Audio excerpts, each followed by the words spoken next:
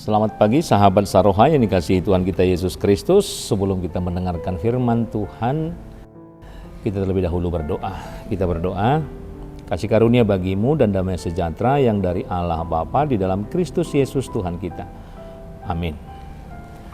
Sahabat Saroha yang dikasihi Tuhan kita Yesus Kristus, kami mengucapkan selamat ulang tahun kepada saudara-saudari kami yang berulang tahun hari ini. Kiranya senantiasa dalam lindungan Tuhan menyertai saudara dalam segala aktivitas pekerjaan saudara, dan Tuhan senantiasa memberikan sukacita di tengah-tengah kehidupan Anda.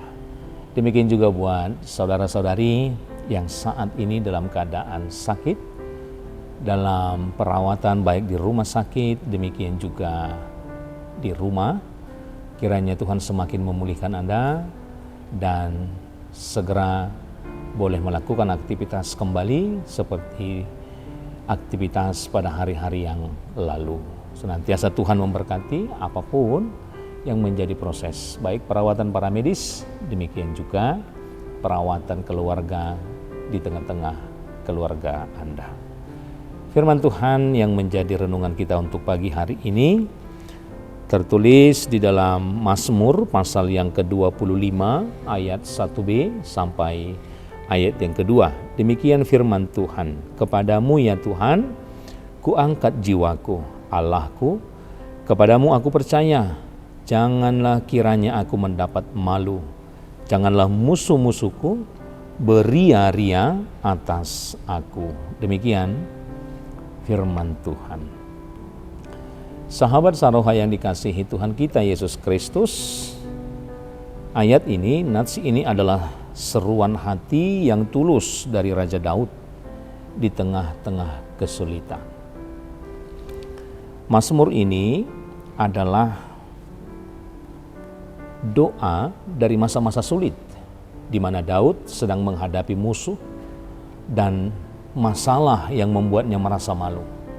Namun, alih-alih berfokus pada masalah, ia memulai dengan sebuah pernyataan iman yang mendalam, di mana dia mengatakan sebuah ketergantungan total. Dia mengatakan, kuangkat jiwaku.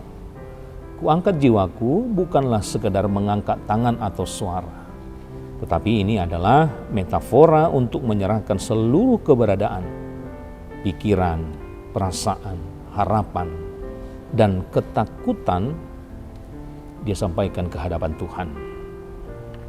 Sahabat Saroha, di dunia yang penuh kebisingan dan kekhawatiran, kita sering mencoba menyelesaikan masalah dengan kekuatan sendiri atau mengandalkan sumber daya duniawi yang kita miliki. Daud hari ini mengingatkan kita bahwa ketika beban hidup yang kita miliki terasa berat atau musuh kita terlalu kuat, yaitu berupa masalah, godaan, atau bahkan dari orang-orang lain yang bisa mengancam, yang bisa membuat langkah-langkah kita terhambat. Maka disinilah kita diarahkan sama seperti yang disampaikan oleh Daud, bahwa langkah pertama bukanlah merencanakan balasan, melainkan mengalihkan fokus dari masalah yang kita hadapi ke pencipta masalah. Mengangkat jiwa berarti memutuskan untuk bergantung sepenuhnya kepada Allah. Yang kedua, dia menunjukkan harapan yang tidak pernah memalukan. Dengan sebuah penegasan dia mengatakan, kepadamu aku percaya. Dalam hal ini, Daud menyatakan, Allahku, kepadamu aku percaya. Janganlah kiranya aku mendapat malu. Mengapa ia mendapat malu? Karena di mata musuh-musuhnya, jika dia terjatuh, itu akan dianggap sebagai kegagalan iman. Daud tidak ingin kejatuhannya menjadi alasan bagi orang lain untuk mengejek iman kepada Tuhan. Tetapi dalam hal ini, dia menunjukkan keteguhan imannya kepada Tuhan, agar dia tidak mendapat malu dari musuh-musuhnya. Maka dia membutuhkan pertolongan Tuhan agar Tuhan semakin menguatkan langkah dan apapun yang dia rancangkan, agar segala sesuatunya semakin menguatkan dia dan juga semakin memulihkan keadaan Daud itu sendiri. Sahabat Saroha yang dikasihi Tuhan kita Yesus Kristus, tentu di dalam kehidupan kita, kepercayaan itu adalah sebuah perisai dalam kehidupan kita. Ketika kita percaya pada Tuhan di tengah tantangan, tentunya ini menunjukkan kita sedang memproklamirkan bahwa Allah itu setia dan kuat. Tentunya dalam kepercayaan kita menunjukkan bahwa satu-satunya jaminan bahwa di dalam kehidupan kita tidak akan dipermalukan, dan tentunya dalam keadaan sesulit apapun, dalam keadaan serumit apapun, baik oleh orang-orang yang meragukan iman kita, maka dari hal ini kita bisa menunjukkan bahwa kita memiliki sebuah kepercayaan sebagai perisai yang akan bisa menghalau, dan tentunya apapun yang kita hadapi tidak mempermalukan kita. Dan tentunya ketika Tuhan berkehendak akan menyertai kita dan menyelamatkan kehidupan kita. Yang kedua, dalam kehidupan kita, tentunya melalui nats ini kita diajak untuk mengganti fokus kita, di mana kita harus berbalik, yaitu fokus pada namanya.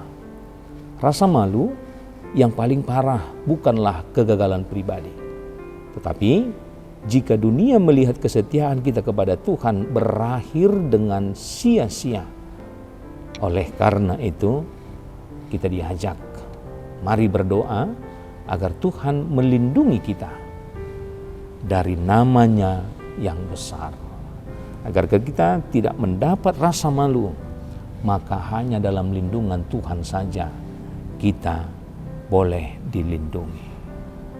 Sahabat Saroha yang dikasihi Tuhan kita Yesus Kristus, maka nats ini mengajak kita untuk memulai setiap pergumulan dengan menyerahkan total kepada Tuhan. Dengan demikian, kita menempatkan kehormatannya sebagai taruhan, dan Dia tidak akan membiarkan orang yang sungguh-sungguh percaya kepadanya jatuh dan dipermalukan. Inilah sebuah permohonan, sebuah harapan daripada Daud, sebagaimana ia percaya kepada Tuhan. Maka dengan demikian kehidupan kita juga sama sebagai orang yang percaya, yang tentunya menaruh dan yang tentunya menggantungkan setiap harapan kita hanya dalam lindungan Tuhan. Oleh karena itu kita diajak, jangan ragu akan pertolongan Tuhan. Jangan ragu tentang iman percaya kita kepada Tuhan.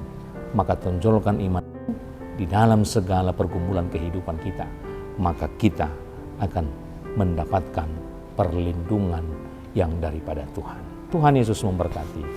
Kita berdoa.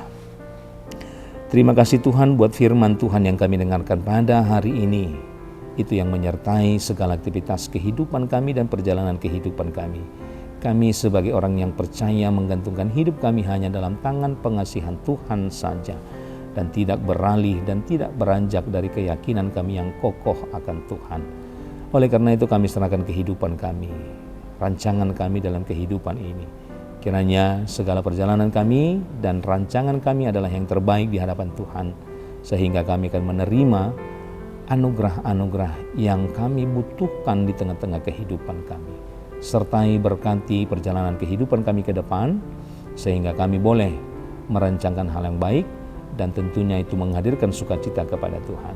Bapa di surga, kami berdoa bagi jemaat dimanapun mereka boleh berada, baik dalam pekerjaan dan aktivitas mereka. Tuhan memberkati semuanya, agar apapun yang mereka lakukan dalam pekerjaan boleh menghasilkan hal yang baik, menjadi sebuah kebutuhan di tengah-tengah kehidupan mereka. Jemaat-Mu yang dalam keadaan sakit, kami berdoa bagi mereka, agar Tuhan senantiasa menyertai, memberkati mereka, agar mereka semakin dipulihkan dan keadaan kesehatan mereka semakin baik dan akan semakin baik untuk hari-hari ke depan. Ampunkan segala dosa pelanggaran kami, agar kami senantiasa layak di hadapan Tuhan. Terpujilah nama-Mu hingga selama-lamanya. Amin.